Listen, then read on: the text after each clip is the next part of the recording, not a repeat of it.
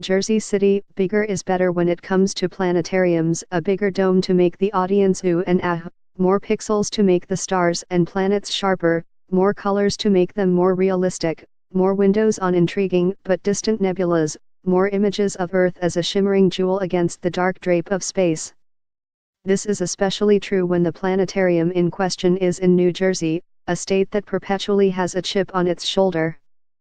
That may or may not explain the debut of the largest planetarium in the Western Hemisphere and the fourth largest in the world. It opens this week in Jersey City. The top scientist responsible for it, Paul Hoffman, the president and chief executive officer of the Liberty Science Center, boasted that it was so large that the Hayden Planetarium at the American Museum of Natural History in Manhattan, the starry destination for generations of middle school field trippers, would fit inside with room to spare. He also noted that it sits at the edge of a park 370 acres larger than Central Park, before adding dryly, "I'm not fixated on size." Could this be the beginning of yet another rivalry between flashy, famous New York, with its museums and its velvet ropes and its A-list parties, and New Jersey, the Rodney Dangerfield of states? Their competitiveness, as old as muskets and three-cornered hats, has ignited disputes about everything from tunnels under the Hudson River to football teams that play in one state but keep the other state in their names. Drive Neil deGrasse Tyson, the director of the Hayden Planetarium, is diplomatic and also pragmatic.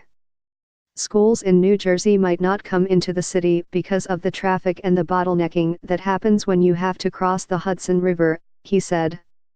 If you're a school superintendent, you'll think about going to the closest place. And if it has a really good projector, he said, that's great. Mr. Hoffman said the new planetarium actually has 10 projectors. He also said that Drive Tyson had a standing invitation to come and run our planetarium if he gets tired of New York. The planetarium here, officially the Jennifer Chalsty Planetarium, is 110 feet in diameter, with a screen that is 89 feet in diameter. The Hayden Planetarium is 87 feet in diameter, and its screen is 68 feet in diameter. The Chalsty Planetarium, named for a high school teacher turned philanthropist who gave the Science Center $5 million to build it, has 400 seats, and the Hayden 429. Astrophysicists say the numbers have meaning. A bigger dome is like having more memory in a laptop or more horsepower under the hood.